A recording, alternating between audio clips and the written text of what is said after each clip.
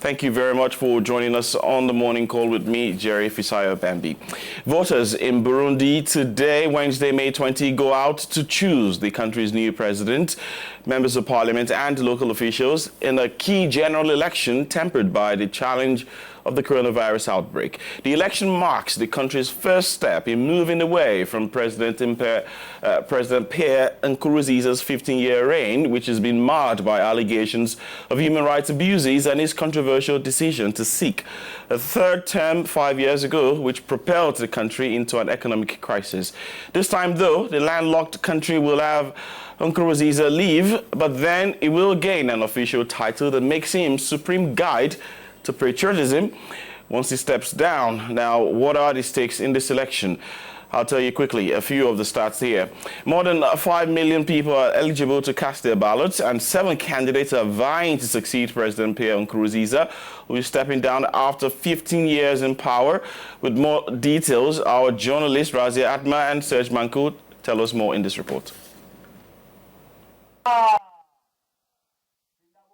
Burundians are electing a president competitively for the first time since a deadly years-long civil war began in 1993.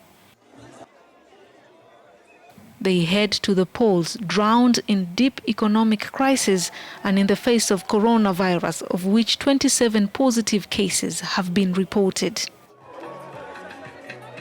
7 candidates are vying for the seat. The outgoing President Pierre Nkurunziza surprised many when he announced he would step down after 15 years in power. But his critics believe he will remain influential in the political sphere. The ruling party CNDD-FDD's flag bearer, Evariste Ndayishimiye, is perceived by some as an extension of the outgoing president. The opposition, led by Agathon Rwasa of the National Council for Liberty, will have its work cut out if it wins. With a population of 11 million, Burundi is classified by the World Bank as being one of the poorest countries in the world, and it is also one of the most divided nations by inter-ethnic conflicts. Razia Atman and Serge Mankou there with that report. Now, there are real issues concerning these elections. The elections are taking place despite the coronavirus pandemic, and most of the polls will be held behind closed doors. How well can free, transparent and credible elections take place under these kind of conditions? We now go to Burundi to speak with Desire Niyimbona, who is in Bujumbura for us. Desire, good to have you with us this morning. First off, I think we should start with the rhetorical question that I posed there. How well can free, transparent and credible elections take place under the present conditions in Burundi? Many international observers, including that of the prominent Catholic Church, haven't been accredited and won't be allowed to monitor this polls. Desire. The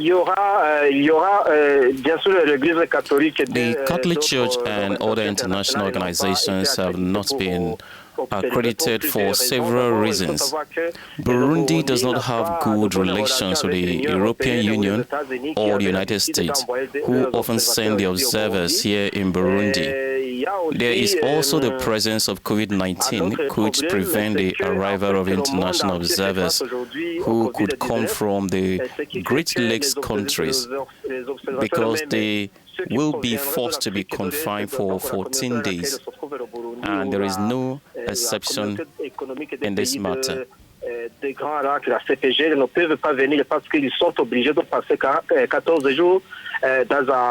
Concerning the observation of the elections, the government has